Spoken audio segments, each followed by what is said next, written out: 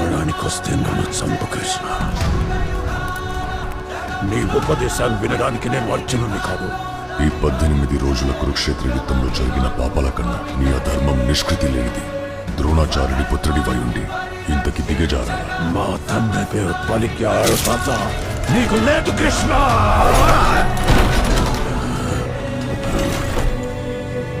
నువ్వనుకుంటే అతని మరణాన్ని ఆపగలిగేవాడిని.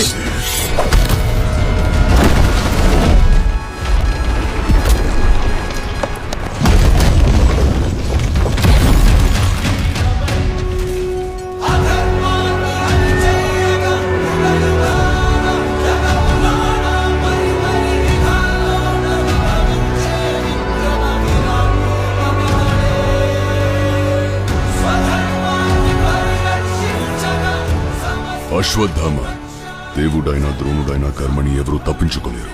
గర్భస్థ శిశువుపై అస్త్రం వదిలావు. నీ కర్మ నువ్వు అనుభవించక తప్పదు. అయితే సంధించు చక్రం, విధించు నీ శిక్షని.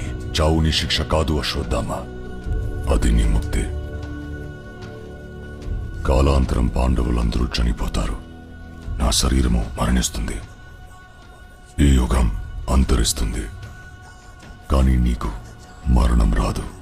వేలాది సంవత్సరాలు నీ గాయాలు మానక, చావు రాక, బ్రతకలేక ఎన్నో పాపాలు చూస్తూ ఒంటరిగా జీవిస్తావు. ఇదే నా శాపం. మరి నాకు ప్రాయశ్చిత్తమే లేదా? నువ్వు నన్ను చంపాలనుకున్నావు, కానీ ఒకరోజు నువ్వే నన్ను కాపాడాలి. నేనా? కలియుగం వస్తుంది. కలి వస్తున్నాడు. అధర్మం పెరిగిపోయి ప్రపంచమంతా చీకటైనప్పుడు నేను మళ్ళీ ఒక అవతారం ఎత్తాలి. ఆ యుగంలో కలి ఎంత శక్తివంతుడంటే నా పుట్టుకనే ఆపగలడు. అప్పుడు నువ్వే నా గర్భగుడికి కాపలా కాయాలి. ఆకాశంలో సూర్యుడు లేనప్పుడు, వాయువంతా విషం నిండినప్పుడు, గంగలో చివరి చుక్క ఎండిపోయినప్పుడు, ఈ మణి మళ్ళీ నీ దగ్గరికి చేరిన రోజు అదే సమయం. అంతవరకు